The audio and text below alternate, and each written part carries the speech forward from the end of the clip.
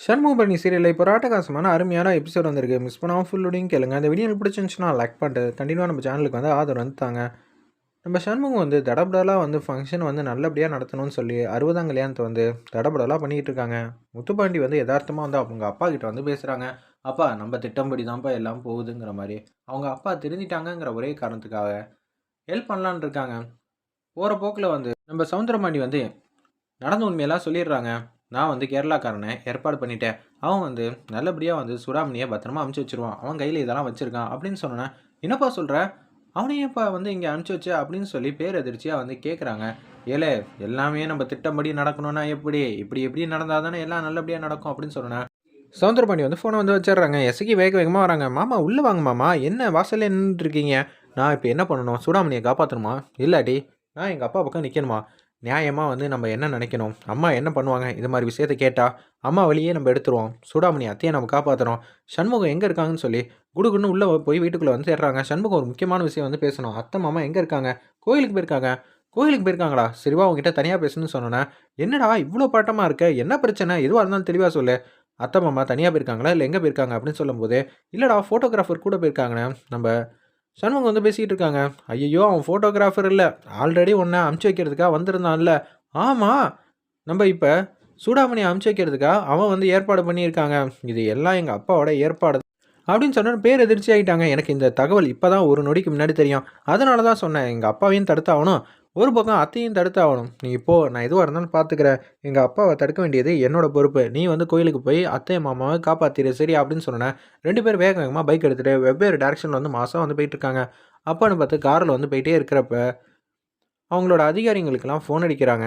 நம்ப முத்துப்பாண்டி இது மாரிலாம் ஆகப்போகுது. நீங்க கொஞ்சம் உஷாரா இருங்கன்னு சொல்றதுக்குள்ளே வந்து முத்துப்பாண்டி ஆளுங்க வந்து அப்படியே கார வந்து மறிச்சிடுறாங்க. மறிச்சுட்டு அவங்கள எல்லாரையும் டிஸ்மிஷன் பண்ணிட்டு, சனியன வந்து அப்படியே வந்து வண்டியில ஏத்தி கூட்டிட்டு போறாங்க. எதுவுமே பண்ண முடியாம போயிடுச்சே அப்படின்னு சொல்லும்போது, ஃபோன் அடிக்கிறாங்க. ஐயா, இங்க நடந்ததெல்லாம் தலைகீழா மாறிடுச்சுய்யா. நீங்க இல்லங்கிறனால, இங்க நம்ப ஐயா திட்டம் வந்து நிறைவேறிடுச்சு. அவர் தான் இது மாரி திட்டம் போட்டிருக்காரு போல இருக்கு. இப்ப என்னய்யா பண்ண போறோம் அப்படின்னு சொல்லும்போது, சரி திருப்பியும் அவங்களுக்கு ஃபோன் அடிக்க வேண்டியது தான் அப்படின்னு சொல்லி யோசிச்சுட்டு இருக்காங்க முத்துப்பாண்டி. அந்த கோயில வந்து காட்டுறாங்க. கோயில்ல வந்து எல்லாரும் சாமி கும்பிட்டுட்டு இருக்காங்க. அந்த ஒரு நபரும் வந்து சூடாமணி பக்கத்துல நின்னு தான் சாமி கும்பிடுறாங்க.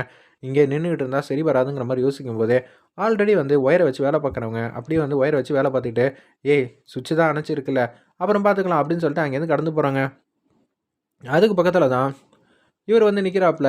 சூடாமணி அனுப்பிச்சு வைக்கணும்னு சொல்லிட்டு ஒரு பொருள வந்து கையில வச்சுக்கிட்டே இருக்காங்க. அப்பன்னு பார்த்து அந்த முருகன் நம்மளலாம் கைவிட்டுற மாட்டாங்க அப்படின்னு சொல்லிட்டு இருக்கிறப்ப, முருகன் பேர சொல்லிக்கிட்டு ஏகப்பட்ட பேர் வந்து வரிசையா வந்து வந்துகிட்டு இருக்காங்க. வேற லெவல்ல இருந்துச்சுன்னே சொல்லலாம். சாமி முருகன் வந்து காப்பாத்திட்டாங்க. அந்த இடத்துல நம்ம சூடாமணிய ஃபர்ஸ்ட்டு இதுல.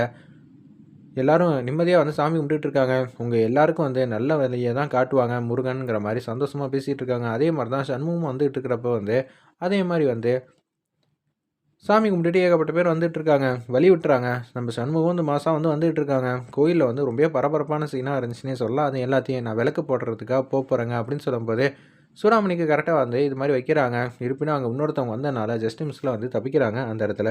நம்ம சூடாமணி வேற லெவல்ல சுவாரஸ்யமா இருந்துச்சுன்னே சொல்லலாம். கோயிலுக்கு வந்து வேக வேகமா வராங்க. வண்டிய கூட ஸ்டாண்ட் போடாம கீழ பொத்துன்னு போட்டுட்டு, அப்படியே வந்து உள்ளுக்குள்ள வந்து வந்துகிட்டு இருக்காங்க. அப்பன்னு பார்த்து நம்ம முத்துப்பாண்டிக்கு வந்து ஒரு ஐடியா வந்து தோணுது. "டேய்" அப்படின்னு சொல்லிட்டு அவங்களுக்கு வந்து ஃபோன் அடிக்கிறாங்க. அவங்களோட அசிஸ்டன்ட்டுக்கு. "ஐயா என்ன பண்ணணும்? நீங்க சொன்ன மாரியே சனியன வந்து தூக்கிட்டு வந்தாச்சு. இப்ப நான் என்ன பண்ணணும்னு சொல்லுங்க." "அவன கொண்டு போய் அதே இடத்துல ஒப்படைக்கணும்." "அதெல்லாம் பாசிபிளே இல்லையா? நாங்க மாட்டிப்போம்." "ஏய் நான் தானே அங்க அதிகாரி. நான் உங்கள எதுவும் பண்ண மாட்டேன்டா. எனக்கு கீழ தான்டா எல்லாரும் இருக்க போறாங்க. அதனால எந்த பிரச்சனையும் இருக்காது. நீ என்ன பண்றன்னா, சனியன கொண்டு போய் கோர்ட்ல வந்து ஒப்படைச்சுரு." அப்படின்னு சொல்லும்போது, நைஸா வந்து சனியன் என்ன மாட்டுக்கும், அங்கேருந்து எஸ்கேப் ஆயிடுறாங்க அந்த ஆம்னி வண்டியிலேருந்து. ஐயா! நீங்க சொன்னது வந்து அவர் கேட்டுருச்சு போல இருக்கு. அவரு இங்கேருந்து எஸ்கேப் ஆயிட்டாங்க. எந்த டைரக்ஷன்ல போனாங்கன்னே தெர்ல. ஏன்டா தெளிவா வந்து சொன்னேன்லடா! அவன பத்திரமா வந்து பார்த்துக்கன்னு சொன்னேன்ல. ஏன்டா இப்படி பண்ற? ஐயா! நீங்க சொல்லி தான் ஒரு காரியத்த வந்து சிறப்பா செஞ்சோம். திருப்பியும் வந்து எடுத்த இடத்திலேயே கொண்டு வந்து வைங்கன்னா, அது என்ன பொருளாயா? என்ன பண்றதுன்னு தெர்ல. நீங்க பேசினத வேற வந்து அவங்க வந்து கேட்டுட்டாங்க. ஏன்யா இப்படி போட்டு படாதப்படுத்துறீங்க? நீ என்ன பண்ணியோ, ஏது பண்ணியோ தெரியாது. இத்தன பேர் இருக்கீங்கல்ல, ஒரு ஆள் தானே. அவன்லாம் ரொம்ப நேரம்லாம் ஓடியிருக்க மாட்டான். அவன புடிச்சு எப்படி இருந்தாலும் வந்து கோர்ட்ல வந்து ஒப்படைக்கிறது உன்னோட பொறுப்பு. அவ்வளோதான் சொல்ல முடியும். இதுக்கும் நான் உனக்கு என்ன வேணாலும் செய்வேன் பார்த்துக்க அப்படின்னு சொன்னோனே ஃபோன் வந்து வச்சுடுறாங்க. ஐயய்யோ! புடிச்சாலும் தப்புங்கிறாரு, புடிக்கலனாலும் தப்புங்கிறாரு. டேய்! நம்ம மேல வந்து பேப்பரா வந்து எழுதிருவார்றா அவர வந்து புடிக்கலனா, சீக்கிரம் சனியன தேடுங்கடான்னு சொல்லி அங்க இருக்கிற நபர் எல்லாத்தையும் வந்து தேடிட்டு இருக்காங்க. கரெக்ட்டா நம்ப அந்த வில்லன் வந்து பார்த்துக்கிட்டே இருக்காங்க சூடாமணிய. என்ட்ரி வந்து மாசா வந்து குடுக்குறாங்க நம்ம சண்முகம். அம்மாங்கிற மாரி சூப்பரா வந்து கத்துறாங்க. வேற லெவல்ல மாஸா இருந்துச்சுன்னே சொல்லலாம் அந்த சீன்லாம். உடனே வந்து நவுந்துர்றாங்க. அந்த இடத்துல வந்து எதுவும் பண்ண முடியாம போயிடுச்சு. நம்ப வைகுண்டமும், பக்கத்துல இருக்க சூடாமணியும் அந்த ஒரு நபர வந்து பார்த்துட்டாங்க வில்லன. அவர் வந்து ஒரு இடத்துல வந்து கைய வச்சுட்டாப்ல. அப்படியே வந்து கத்திட்டே வந்து கீழ வந்து அசந்து வந்து தூங்கிட்டாங்க. "அப்பாடா! இவன் போய்ட்டானா! ரொம்பவே சந்தோஷம் தான்" அப்படின்னு சொல்லிட்டு இருக்காங்க. அந்த இடத்துல நம்ம வைகுண்டம், "இல்லங்க, அவனும் பாவம் தானே. சின்ன வயசு பையனா இருக்கான். பார்க்கறதுக்கு வந்து 30 வயசுக்குள்ள தான் இருப்பான். அவனுக்குன்னு வாழ்க்கைலாம் இருக்குல்லங்க" அப்படின்னு சொல்லும்போது, "நம்ப தான் அவன காப்பாத்தி ஆகணும். சூடாமணி, அவன் ஒண்ணும் நமக்கு நல்லது செய்றதுக்காக வரல. நம்ம குடும்பத்த பழி வாங்கணும்னு வந்திருக்கான். உன்னொன்னு அவன் யார் தெரியுமா?" அப்படின்னு சொல்லி கேட்குறாங்க. "தெரியாதுங்க. அவனுக்கெல்லாம் எதுக்கு நம்ம உதவி செய்யணும்? யாருக்கா இருந்தாலும் உதவி செய்யணும். சண்முகம், இதான்ப்பா இந்த அம்மாவோட ஆசை. நீ உதவி செய்வியா? மாட்டியா?" அப்படின்னு சொன்னோனே, பேரெதிர்ச்சியா வந்து யோசிச்சுட்டு இருக்காங்க அந்த இடத்துல. நம்ம சூடாமணி, "அம்மா, உன் ஆசை எதுவா இருந்தாலும் நான் வந்து நிறைவேத்துறேங்கிற" மாரி சண்முகம் வந்து சூப்பரா வந்து சொல்லிட்டு இருக்காங்க. சொல்லி முடிச்சோனே வந்து, பரணி இதே மாரி ஒரு சம்மந்தப்பட்ட ஒரு விஷயத்துல வந்து, அவ என்னென்ன செஞ்சா ஞாபகம் இருக்குப்பா. அத தான் இப்ப செய்யலான்ட்டு இருக்கேன். ஏலே, கரெக்ட்டா தெரியுமால்ல உனக்கு?